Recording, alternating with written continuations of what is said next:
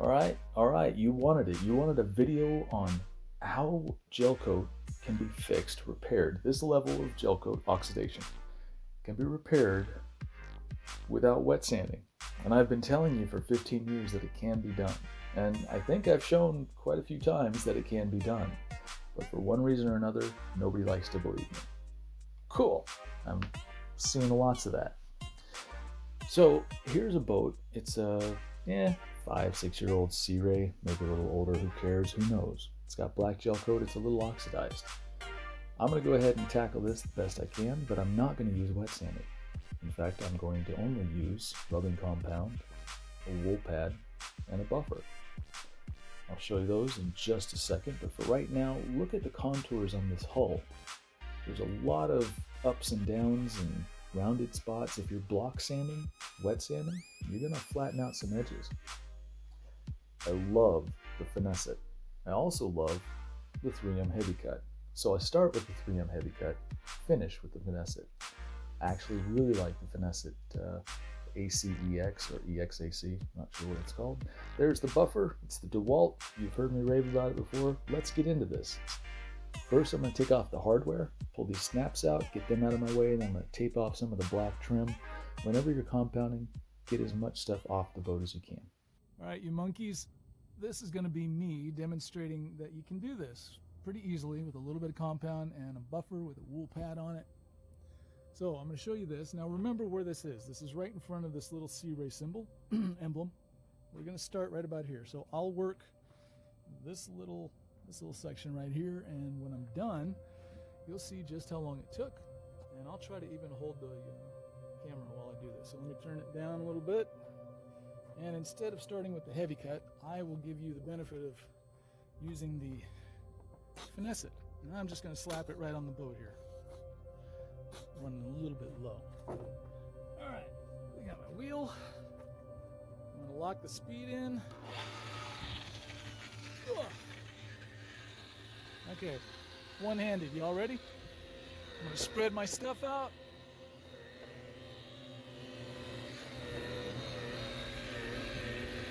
And you'll notice I'm up on a little bit of an edge. I'm using the abrasive qualities of this as they were designed to be used. But don't worry, I won't leave any swirls, I promise.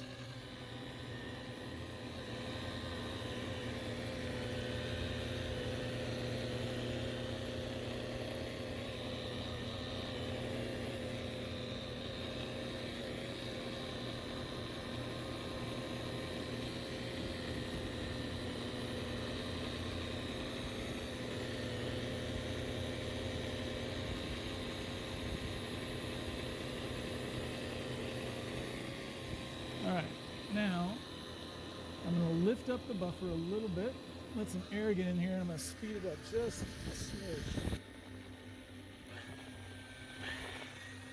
Alright, here we go.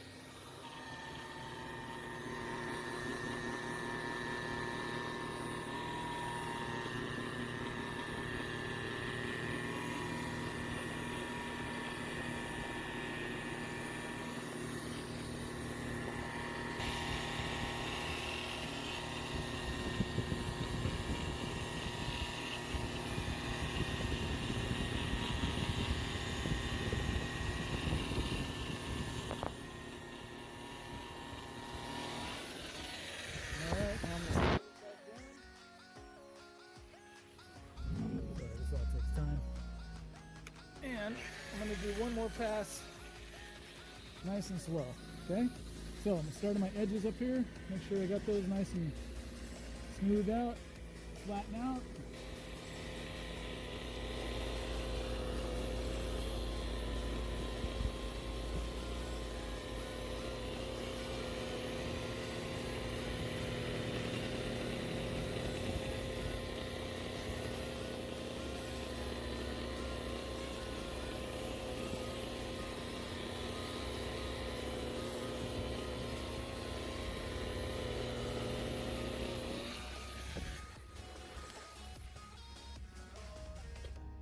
Okay, so next step is we wipe this off.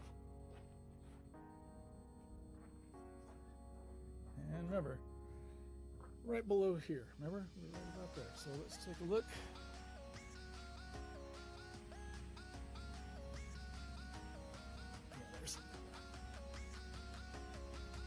All right, now, a lot of folks on YouTube in particular, and I think it's because they can get away with it, nobody calls them on the bullshit, like to tell you that after you compound, you come back over this with a cleaner wax. And that'll take care of all the swirls and scratches that you left in there.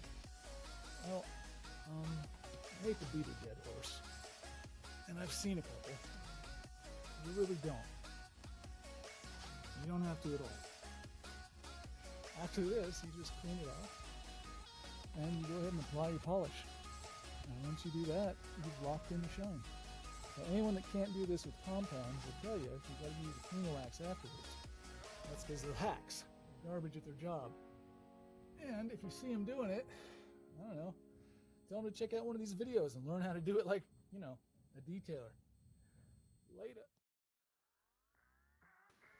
All right, here you're going to see some marks from the compounding, but I was generally just trying to show you one of the reasons why I removed the snaps. You see how uniform the shine is all across the gel coat?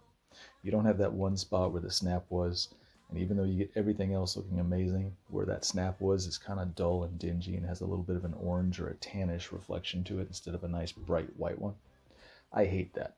As a detailer with OCD, I absolutely hate that. So spend the 5 minutes, pull these out. Before you put the screws back in, throw a little 5200 white in there, and just enough to seal in the threads, not too much to mushroom it out. And here's the results. If you've got a decent pattern going with your compounding, you can start from one end of the boat and go all the way back so that there's no swirls on the top side or the bottom. There's a line that travels the entire length of the boat of reflection. And that, to most people aesthetically, looks amazing. So here are the results from the other side. Now that took about 2 minutes, that compounding that I did. After that, did the entire hull, washed the boat, put a little wax on it, and now you can see the reflection of my watch. And more importantly, I suppose, you can tell what time it is.